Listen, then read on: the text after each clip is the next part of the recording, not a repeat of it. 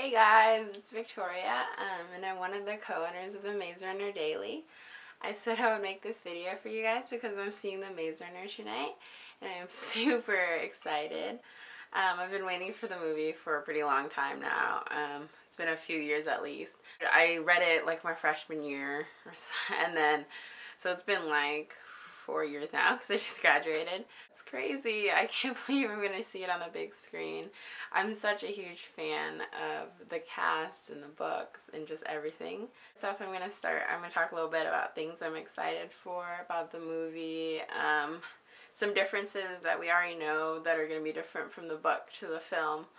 And then later tonight, once I see the movie, I'll definitively talk about the differences between the film and the book, and then answer some of the questions you guys had that you wanted me to look out for, and then discuss. First off, I guess I'm going to start. Look at my Maze Runner copies. So I own 4 copies of it now. I lent one out to a friend. This one I started tabbing, like, I can't remember which color is which, but it's like quotes and then characters, something like that. Some of these are signed, and then look at this one. I got signed by James. It says TMR Daily Rocks. I was so excited when he signed that. Probably one of the best days of my life, honestly. Meeting your favorite author doesn't happen very often. So we're going to start out with some things that I'm excited for. Obviously a big favorite is Ben's Banishment. I haven't really seen Chris Sheffield, I don't know how to say his name, in a lot of things, but I've heard he's really good in The Last Ship, and I've been meaning to watch that. Seen so far, they released a little bit of it. It seems like a crazy emotional scene, and everyone has been raving about that scene. I'm incredibly excited. I mean, you get to see the keepers all in one place, and that doesn't happen often, I guess, for the meetings, but I don't know if they'll have those either. And Ben is such a great character.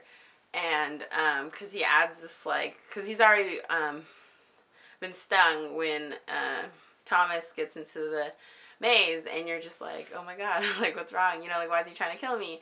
I don't really understand. What else I'm really excited for is just to see how Galley's role has changed.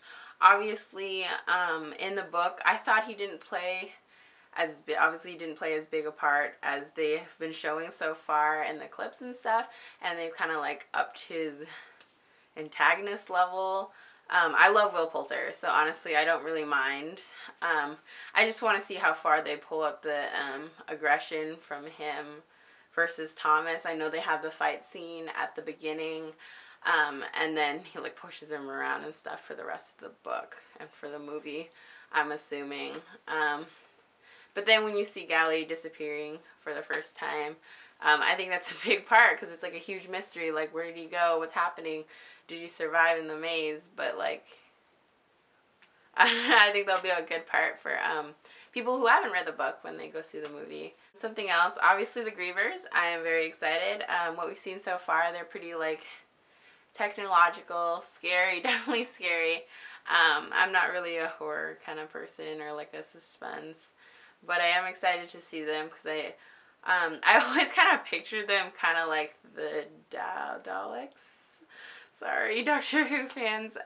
In Doctor Who, with like more tentacles, honestly. I don't know why, but I did.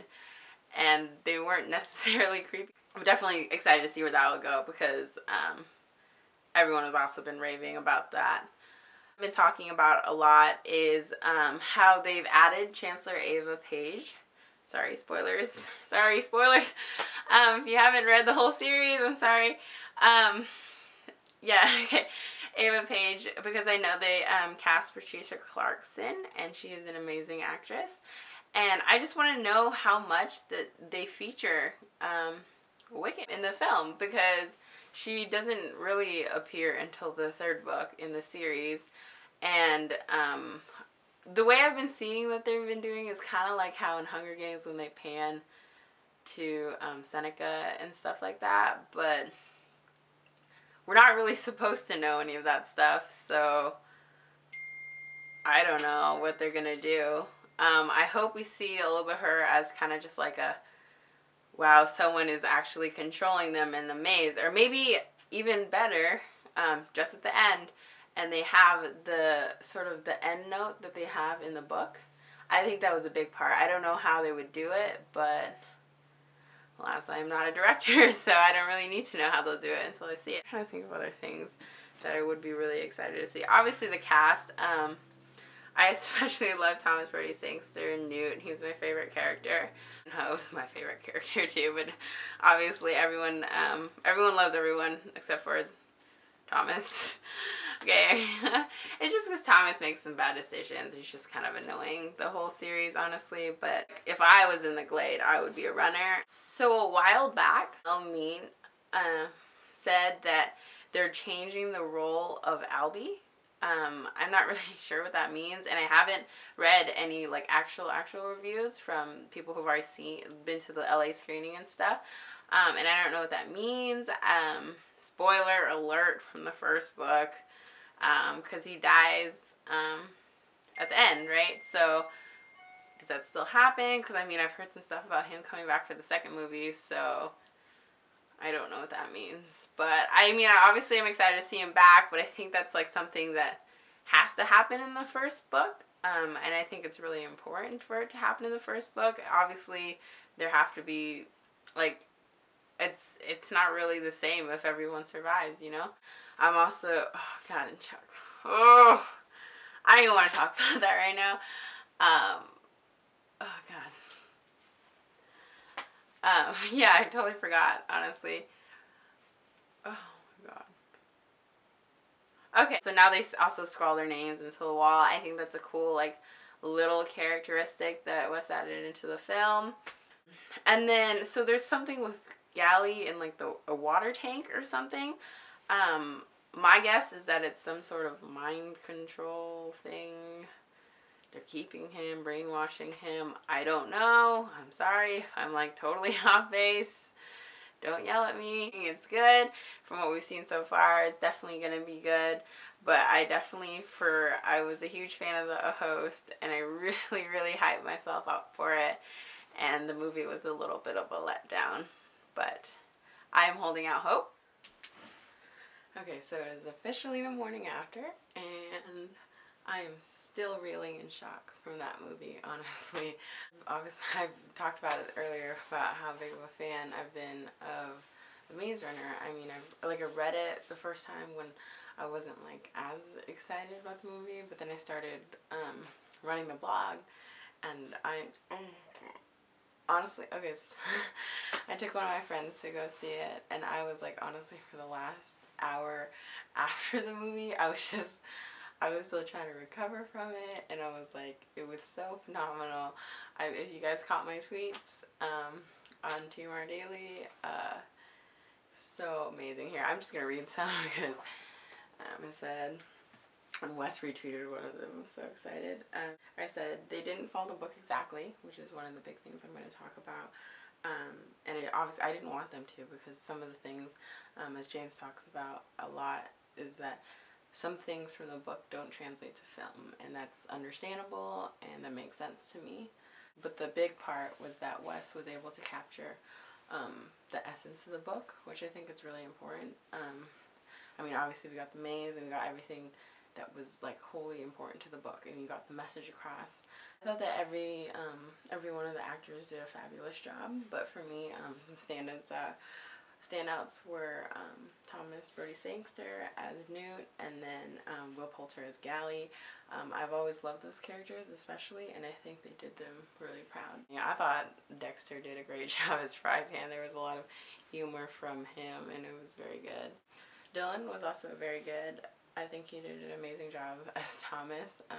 I wasn't a huge fan of Thomas in the book. He was, I don't know, he just wasn't a character that I felt like I really liked. But in the movie, he's portrayed a little differently. It's not quite as annoying, I guess. And then I know a lot of people were really upset about the change to no telepathy between Teresa and Thomas. And I think that's a change that I wholeheartedly support. I understand. I talked about it earlier, but in the host, when they tried to get things across in only the mind, it was kind of, it wasn't very good, and so I understand why they didn't put it in, and I think it was fine without it. You could obviously tell that Teresa and Thomas had a special connection. Onto my experience. I got there like 2 hours early, but and there wasn't that many people there yet. But the people next to us, they were like this group of adults, and they were kind of drunk, honestly. But like I talked to them for a little bit, and then they were obviously knew their movie stuff. And then I ended up sitting by them in the theater, and they hadn't read. They didn't even know it was based off a book. They loved the Hunger Games, but they didn't know anything about the Maze Runner. They were just going to see the screening, and by the end of the movie, they were like so amazed. They were just like, that was kick ass. It was like, Thomas is a badass, that kind of stuff, and they were just like, I think that's a great thing. I mean, everyone in the theater had a really great response to the movie, and I know obviously not all of them have read the book, and I think that's great. Because the movie I honestly thought was so good.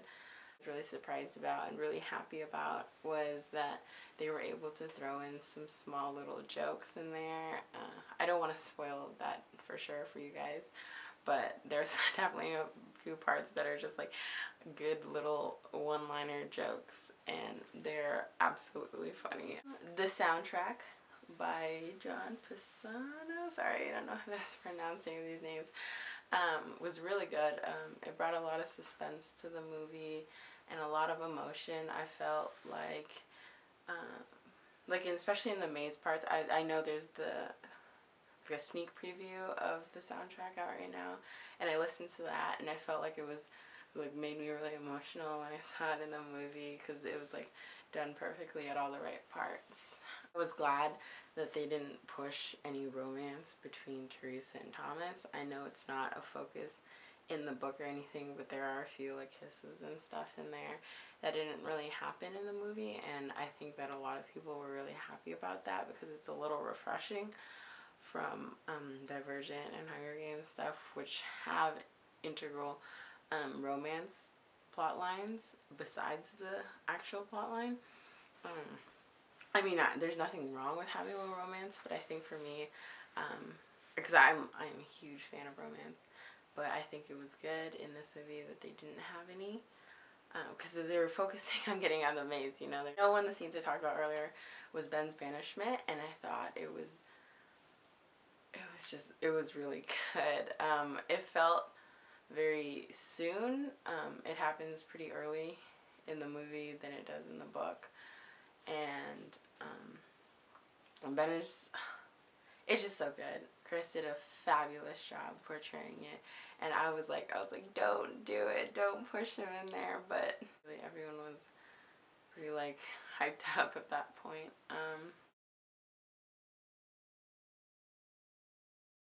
One of the things that I talked about earlier was Ava Page, and I was not expecting how they put it into the film, honestly. So they introduced her as Dr.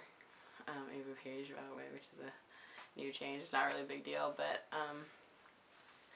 so she's obviously, you can tell she's the leader, and then you know how at the end that they do like the end, and then like the rebels break in and break them out. So they do it differently this time, where they've already been broken in. You see all the dead bodies, and then Ava Page killed herself. And you actually get to see her. She's like the one who's like, wicked is good the whole time. Albie, so he dies a little differently. I know I talked about earlier, I thought they changed his role and that he was gonna come back or something, but he gets taken. We don't really know for sure, and I'm still kind of holding out on that because they said some surprises. But so he doesn't make it to the griever hole, and he ends up being taken in when the doors don't close and the grievers come. In the end, they make it through into like the headquarters of Wicked and stuff.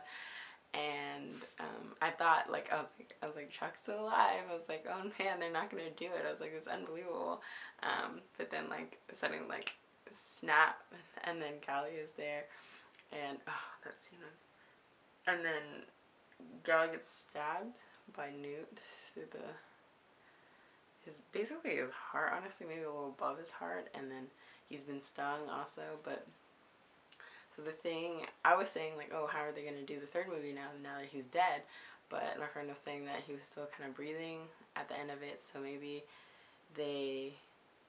something happens to him. He still finds his way out, which is good. I love Callie. In the end, they also changed, it's not a bus, but they changed it to a helicopter when they escape, and I think it's cool because when they go up, they get to see the whole maze, and it looks really cool. Also, which is another thing, he changed the maze into like a more circular sort of thing, and then it's like split into sections, so like 1 through 8, and then different sections open every day, which is kind of cool to me. I think it makes sense. I don't think it really matters in the scheme of the book, and I think it was way easier to explain than the overlapping maze words and stuff. Part where they put Thomas and Jason in the pit, and he stabs himself. Remember, he gets himself stung by the griever. He remembers everything, and then, you know, the "we did this to them," to us line. He's like, "We did this to them," and I was like, to us, and then he never says to us, but it's like it's so close. You're like anticipating it, and it's not there. Oh, but it's fine. I mean, but that's the one thing that like really just got to me, because I remember that line so starkly from the book. You guys have heard that Newt doesn't have his bloody line, and then he doesn't really call Thomas Tommy either. But those are more, I think, book exclusives is how I'm going to describe it, because the book, of course, will always be the source material, but the film stands very well on its own. I know I talked about earlier how I thought Gally was going to be like up his antagonist level, but I don't think it was particular. I mean, he was included more in the movie than he was, I felt like, in the book, but I felt like the boys weren't really understanding. I know that like Gally was just trying to be, he's like who's this guy just coming out of nowhere trying to change all their rules, and I think I sympathize with him. I understand like how Thomas is just coming in here and just like changing the rules, but he's definitely making more progress, so Gally should be a little more like open-minded about it. But like I think at least at first his thoughts can be understood. I think it makes sense for him to question Thomas, especially Teresa, since something is weird is going on and suddenly changing. And another change is, oh, okay, so this is a small change. It's really, really small. I didn't really understand. I don't know why they just switched names or something, but so in the book, Clint was the keeper of the Medjacks, but in the movie, I'm sure he could still be, but Jeff is has a prominent role. It's cool with me. Doesn't really matter, and Jacob Lattimore is great. I thought he was really cute and very funny. But that was just a small detail I noticed. Oh, we can talk about Kaya. So we do have that scene where Teresa goes up to the top and she's like throwing stuff at them, and Newt's like, I don't think she likes us very much. And it's so good, and it's like a scene where it's just like funny, and it like takes away, or it doesn't take away from the movie, but like it's just like a separate one that makes you laugh, and it's like good feelings in it, and I thought it was really fun. I thought it was really funny to show Teresa doing that. I like that the maze was like multi-layered, so there's this one part where Thomas climbs up the ivy, but then he's like on another level of the maze, and then he can like jump across and stuff. I thought that was kind of cool to see. I think I added a whole new level to the maze, and there's these like blade things that like change in the night in each section. So the grievers were like big spiders, like technological spider scorpions, and the faces I was like reminded of like Alien, or like they were creepy. Is the moral of the story. I just wasn't picturing them like that. And then when Thomas kills one, he ends up killing it when the maze changes and they squish him. And he gets another one caught. I thought they were going to go back for it, but no, they didn't. And then they change it so like they pulled this thing it's in the trailer, and they pull it out of the griever, and it has the 7 on it, and that's the section that gets them out eventually. I can't really think of anything else right now. Feel free to ask me any questions you have about the film, and probably I will rehash what I'm thinking about it later. There's just so much that happened, and overall it's just so good. I'm gonna go see the movie another day, probably in like 5 days. There's another screening here, and I will be more vigilant on differences between the film and the book. But I hope you guys all get to see more things The Maze Runner. So as you guys know, don't forget to use Tumblr and use the hashtag AskAGlader to ask the cast questions, because they will be going on that nationwide tour next. And again, I'm guessing big cities like Miami, Seattle, Dallas, Chicago, that kind of stuff. But alas, I don't know for sure. I hope they come to your city. They're doing advanced screenings all over the country, so if anything, go to one of those, and it'll be a really cool experience to see it early. Because I hope you guys are all doing great. I hope the Maze Runner cast comes to your city. I hope you see an advanced screening. I just hope so many good things for this movie. I work for a movie theater, so I'll probably, and my theater's getting it, so I'll probably see the movie 5 or 6 times. You guys have a fabulous day and a fabulous year.